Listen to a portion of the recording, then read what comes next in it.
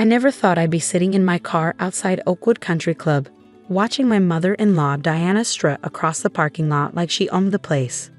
But here I was, gripping my steering wheel, remembering how different things were just 5 years ago when I first married Michael. Back then, Diana had seemed almost welcoming, if you could call her constant helpful suggestions about my appearance, career, and lifestyle welcoming. "Emily, darling," she'd say, her voice dripping with false sweetness. "Have you considered a more professional wardrobe? Or, dear, a real estate agent isn't quite what we expected for Michael, but I suppose everyone has to start somewhere." I'd learned to bite my tongue, smile, and nod.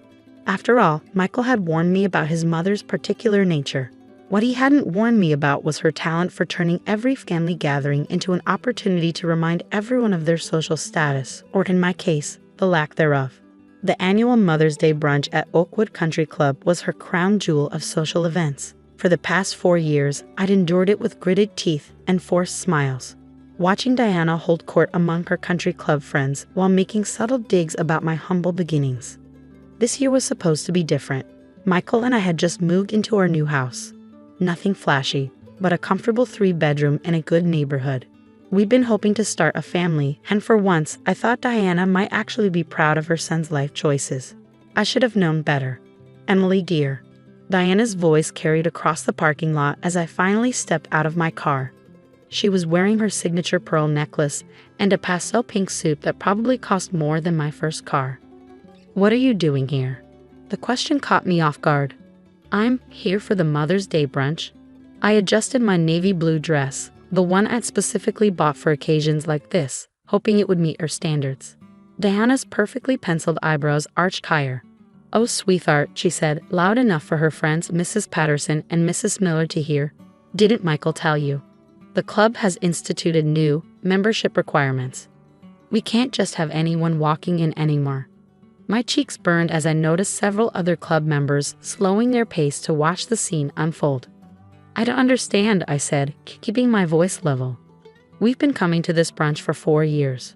"Yes, well," Diana smoothed her already immaculate hair, "times change. The club board decided we need to maintain certain standards. You understand, don't you? We can't have people who clearly can't afford the membership dues making others uncomfortable." Mrs. Patterson had the decency to look embarrassed, but Mrs. Miller was practically smirking. I could already imagine the gossip spreading through their social circle. "Did you hear about Michael's wife? Tried to crash the Mother's Day brunch." "I see," I said quietly, my hand tightening around my purse strap. "And did Michael know about this?" Diana waved her hand dismissively. "I'm sure he meant to tell you, dear. He's been so busy lately, and really, it's better this way. You never quite fit in here." The words hit like a physical blow. 5 years of snide comments and backhanded compliments culminated in this moment of pure, unadulterated humiliation. I thought about the small real estate agency I'd built from scratch, the long hours I'd worked while Diana complained that I was neglecting her son, the way Michael and I had saved every penny for our new home while she criticized our lack of ambition.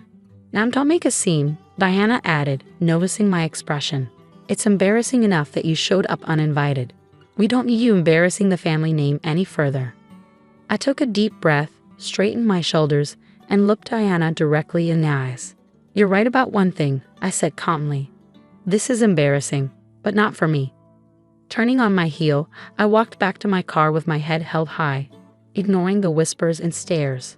As I drove away, I could see Diana in my rearview mirror, already regaling her friends with what would undoubtedly become the latest piece of country club gossip.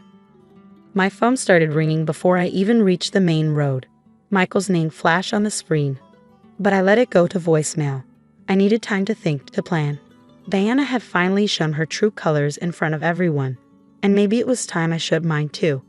What she didn't know, what none of them knew, was that while they'd been busy judging my humble career in real estate, I'd been quietly building something much bigger. Those long hours at the office weren't just about selling houses. They were about creating a network, making connections, and waiting for the right opportunity.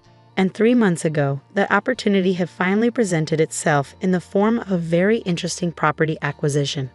I pulled into our driveway, a small smile playing on my lips as I checked my email. There it was, confirmation from my lawyer that everything was in order. In exactly 1 week, Oakwood Country Club would be holding its annual members meeting to discuss the club's recent change in ownership. Diana had always said I didn't belong at her precious country club. Soon she learned just how wrong she was. The week following the Mother's Day incident was a symphony of ignored calls and diplomatic responses. Michael was furious when he heard what his mother had done, but I managed to calm him down before he could confront her.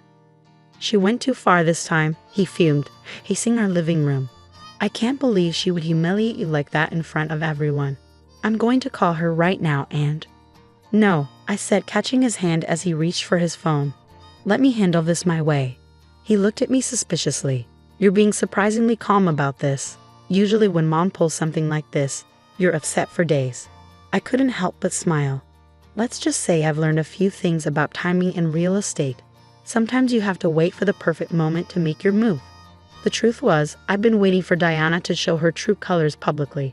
All those years of subtle insults and backhanded compliments had been building to this moment. The country club incident wasn't just an embarrassment, it was an opportunity. Diana, predictably, spent the week doing damage control. She told anyone who would listen how I had made such a scene in the parking lot, how she was only trying to protect the club's standards, and how mortified Michael must be to have such a social climbing wife. I let her talk, let her spin her stories. The annual members' meeting was approaching, and I had preparations to make. Mrs. Wilson, my assistant Jessica, poked her head into my office on Thursday afternoon. The paperwork you requested is ready, and Mr. Harrison from the club's board called again. He seems quite anxious about meeting the new owner before the announcement. Tell him everything will be revealed at the meeting, I replied, reviewing the documents on my desk. And Jessica? Make sure my name stays off all the preliminary paperwork. We wouldn't want to spoil the surprise. The acquisition had been surprisingly simple in the end. Oakwood Country Club had been struggling financially for years, something Diana and her friends didn't know because the board had kept it quiet. When I discovered this through one of my real estate connections, I created a holding company and made an offer they couldn't refuse. The night before the members' meeting, Michael finally caught on that something was happening. Emily, he said slowly, watching me lay out my outfit for the next day. A crisp white blazer and tailored black pants that practically screamed executive. Why do you have an invitation to the members' meeting? I thought Mom got us banned. I handed him the formal envelope. Read it carefully. His eyes widened as he scanned the letter. This isn't just an invitation. This is, Emily, are you? Remember last year when Diana said I should aim higher than just selling houses? I asked, unable to keep the smile off my face. Well, I took her advice. I aimed for the whole country club. The next morning, I arrived at Oakwood early. The parking lot was already filling up with luxury cars as members arrived for the meeting. I spotted Diana's Mercedes in her usual spot, front row, right next to the entrance, where everyone could see it. I parked my car in the spot marked Owners Reserved, switched off the engine, and took a deep breath. Through the windshield, I could see Diana standing with her usual group of friends, probably sharing her latest theory about why the club had called this emergency meeting. My phone buzzed with a text from Jessica. Everything's ready. Board members are all in place. Time to make your entrance, boss. Walking through those front doors felt different this time. The staff who had always treated me with polite indifference now stood at attention, offering genuine smiles and respectful nods. They'd been briefed yesterday about the ownership change and I'd already approved raises for all of them. Emily? Diana's voice cut through the lobby like a knife. What are you doing here? I thought I made it clear. Good morning, Diana, I said pleasantly, continuing toward the main hall. Lovely day for a members' meeting, isn't it? She hurried after me, her heels clicking on the marble floor. This is a private meeting for club members only. You need to leave before you embarrass yourself again. Oh, I don't think that will be necessary, I replied, pushing open the double doors to the main hall. After all, I called this meeting. The room was packed. Every member of the club was there, along with the entire board of directors.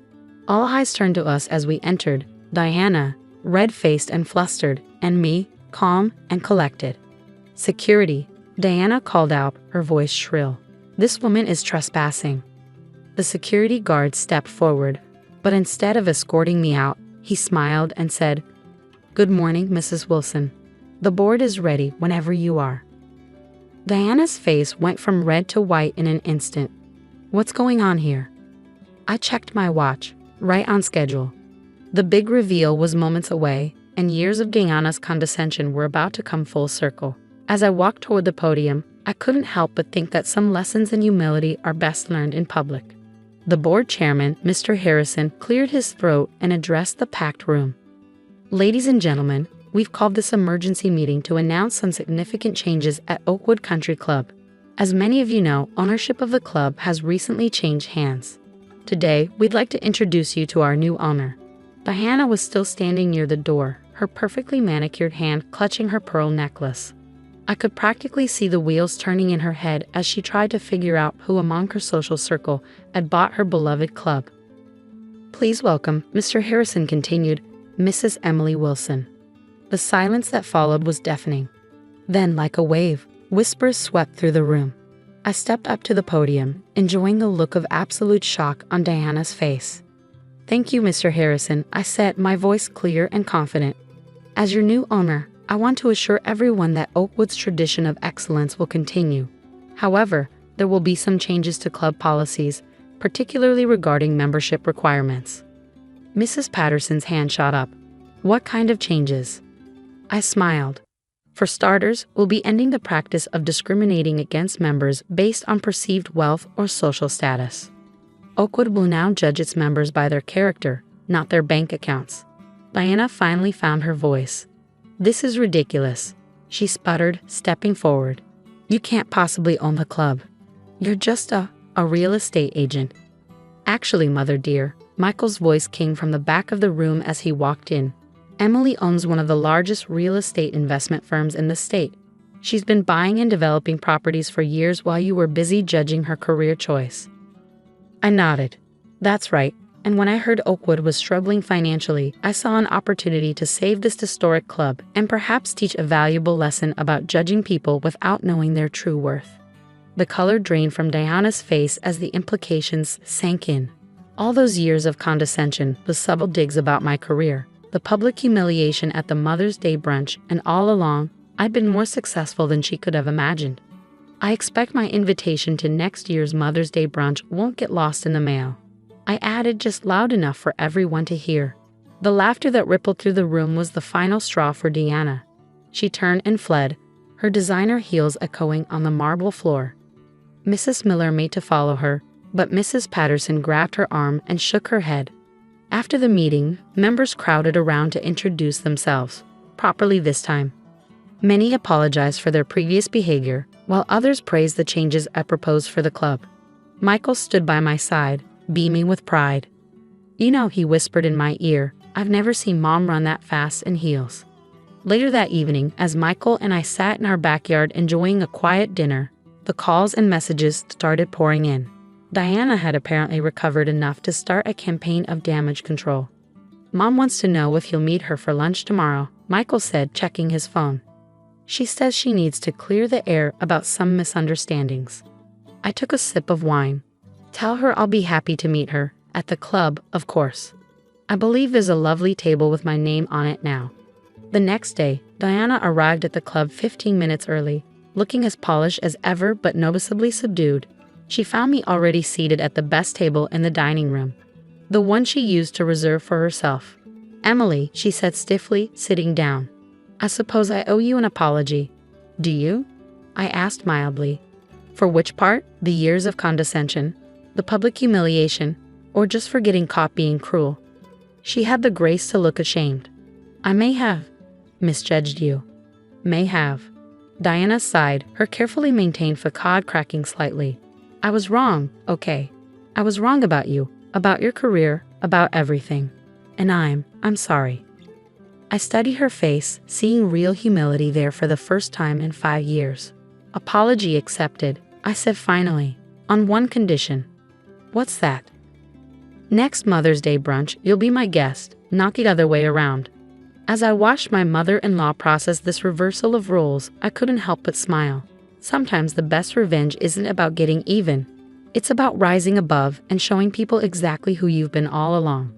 And if that lesson comes with ownership of their precious country club, well, that's just the cherry on top.